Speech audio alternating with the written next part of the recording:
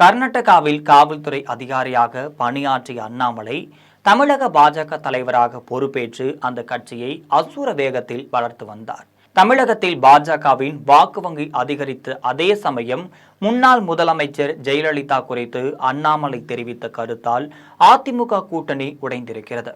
இந்த நிலையில தான் தற்பொழுது நயினார் நாகேந்திரன் தலைமையில தமிழக பாஜக கட்சி செயல்பட்டு வருது. சமீப காலமாகவே பாரதிய ஜனதா கட்சிக்கு ஆதரவாக குரல் கொடுத்து வரும் அண்ணாமலைக்கு இன்னமுமே பதவி எதுவுமே வழங்கப்படவில்லை.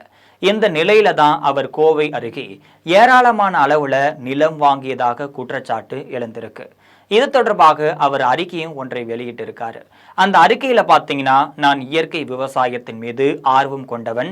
எனது விவசாய தேவைக்காக கடந்த ஜூலை மாதம் 12ஆம் தேதி விவசாய நிலம் வாங்கி இருப்பது உண்மைதான்.